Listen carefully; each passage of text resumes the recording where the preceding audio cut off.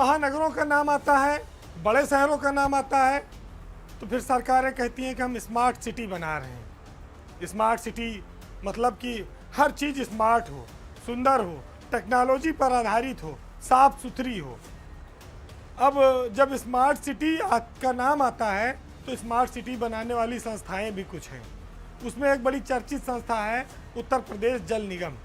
इसका बड़ा रोल है शहरों को स्मार्ट बनाने में, क्योंकि ये पाइपलाइन का जाल बिछाते हैं, ये सीवरेज का सिस्टम सही करते हैं, इनके पास बहुत बड़े बड़े ठेके और काम हैं। लेकिन हमारे यहाँ कहते हैं कि नाम बड़ा और दर्शन थोड़ा।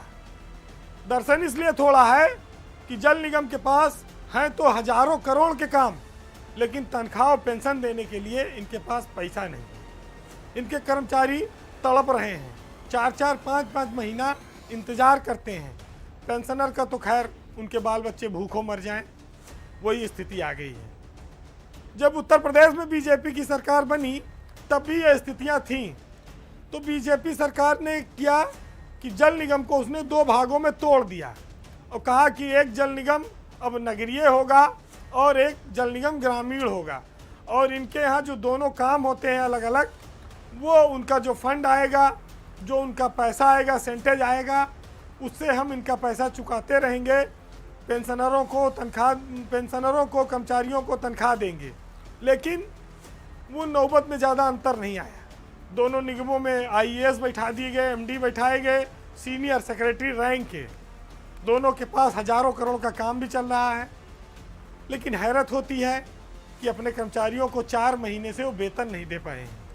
कर्मचारियों का परिवार वेतन और पेंशन के अभाव में भुखमरी के कगार पर आ गया है।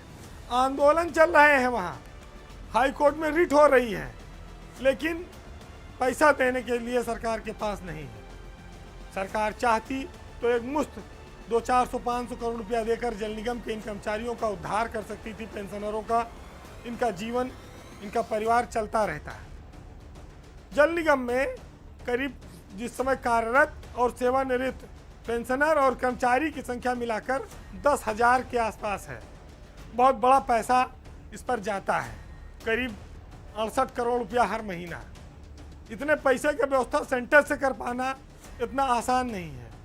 अब आज अगस्त, सितंबर, अक्टूबर, नवंबर आ गया, लोग न पेंशन आई न वेतन आया। वहाँ पर जिंदाबाद मुर्दाबाद चल रहा है जल निगम कार्यालय पर। अधिकारी आईएएस अफसर हैं सीनियर, अनिल कुमार हैं जो नगरीय के एमडी हैं, और ग्रामीण जल निगम के एमडी हैं बलकार सिंह। अब अनिल कुमार का प्रमोशन होने वाला है, वो सचिव से प्रमुख सचिव बनने वाले हैं। आप 10 दिन के भीतर वो कहीं किसी शासन में विभाग के प्रमुख सचिव बन जाएंगे, तबादला हो जाएगा उनका। जो नया एमडी आएगा फिर वो झेलेगा अपना। कितनी विचित्रता है। लेकिन कर्मचारी मरता क्या न करता। हाई कोर्ट में रिट है।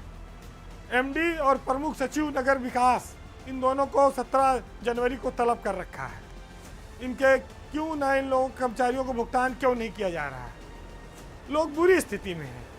अब एमडी हो अनिल कुमार या शासन हो प्रमुख सचिव अवनीत अभिजात, ये लोग अपने हाथ बंधे होने की बात कहते हैं।